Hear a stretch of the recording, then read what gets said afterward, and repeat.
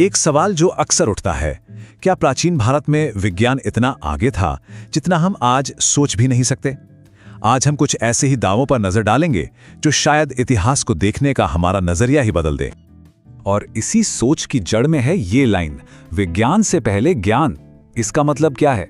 मतलब क्या आज के मॉडर्न साइंस की नींव सदियों, शायद हजारों साल पहले ही रखती गई थी? तो चलिए शुरू करते हैं एक बहुत ही बेसिक लेकिन बड़े सवाल से। हमारे ग्रह, हमारी पृथ्वी का आकार कैसा है? सोचिए, एक जमाना था जब दुनिया के ज्यादातर लोग मानते थे कि धरती चपटी है, पर उस वक्त प्राचीन भारत में क्या सोचा जाता था? और इसका जवाब बड़ी हैरानी की बात है कि हमारी भाषा में ही छिपा हुआ है। जैसे भूगोल शब्द को ही ले लीजिए, इसे तोड़कर देखें तो भू यानी धरती और गोल मतलब गोल, तो शब्द ही बता रहा है कि पृथ्वी को गोलाकार माना जाता था। और ये सिर्फ शब्दों की बात नहीं थी।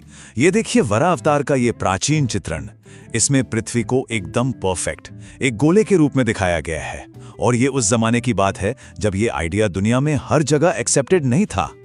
तो फिर एक बड़ा सवाल खड़ा होता है ना? अगर ये सारा ज्ञान पहले से मौजूद था तो फिर ये गायब कैसे हो गया? हमें इसे दोबारा समझने में, दोबारा खोजने में इतना ज्यादा वक्त क्यों लग गया? तो चलिए इसी सवाल का जवाब ढूंढते हैं। आखिर ये ज्ञान खोया क्यों? ऐसा लगता है कि इसके पीछे कुछ बड़े ऐतिहासिक और सामाजिक कारण थे।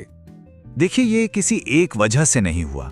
सबसे पहले तो नालंदा और तक्षशिला जैसे ज्ञान के जो बड़े बड़े सेंटर थे, उन्हें तबाह कर दिया गया।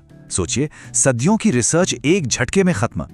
फिर जब औपनिवेशिक दौर आया तो उनकी शिक्षा प्रणाली ने हमारे अपने ज्ञान पर ही सवाल खड़े कर दिए। और एक और बड़ी वजह ये थी कि कई साइंटिफिक बातें सीधे सीधे नहीं बल्कि कहानियों और रूपकों में कही जाती थीं, तो वक्त के साथ उनका असली मतलब कहीं खो गया। तो अब जरा प्राचीन विज्ञान के अंदर झांक कर देखते हैं और कुछ ऐसे सबूतों पर नजर डालते हैं जो आज भी हमें हैरान कर देते हैं। हनुमान चालीसा का ये दोहा तो कई लोगों ने सुना होगा, लेकिन अक्सर इसे खगोलीय गणना यानी एस्ट्रोनॉमिकल कैलकुलेशन का एक कमाल का उदाहरण माना जाता है। अच्छा, अब इस कैलकुलेशन को समझने के लिए पहले इन पुराने यूनिट्स को समझना होगा। तो एक युग का मान है 12,000, सहस्त्र का मतलब हम जानते हैं 1000, और एक योजन होता है करीब 8 मील। तो जब इन तीनों को गुणा किया जाता है 12,000 गुणा 1000 और फिर गुणा 8, तो जो नंबर निकल कर आता है वो सच में चौंकाने वाला है। ये नंबर है 9 करोड़ 60 लाख मील। इस दोहे की व्याख्या के हिसाब से ये है पृथ्वी से सूरज की दूरी।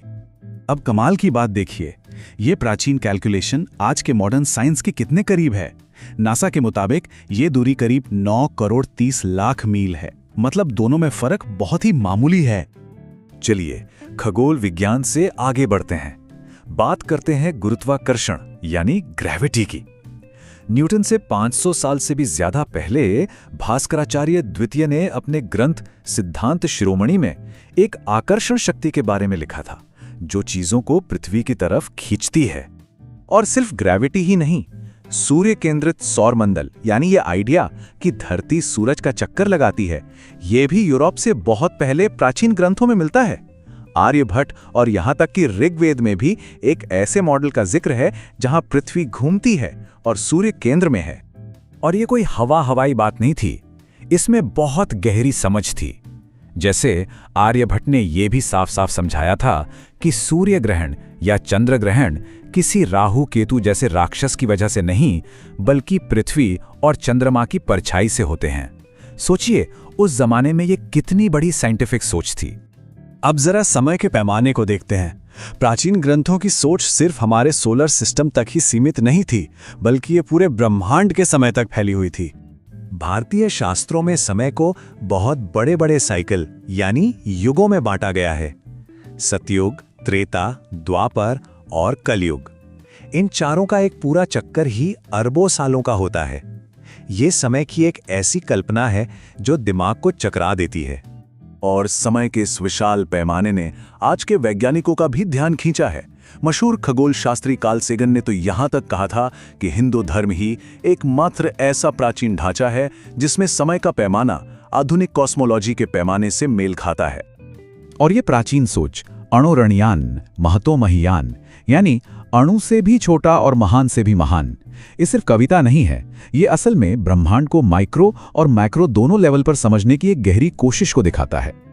तो इन सारी बातों से हम क्या सीख सकते हैं? इस प्राचीन ज्ञान की असली विरासत क्या है? सिर्फ गर्व करना? नहीं, असली मकसद सिर्फ अतीत पर गर्व करना नहीं है, बल्कि खोज करने की, सवाल पूछने की उस भावना को फिर से जिंदा करना है।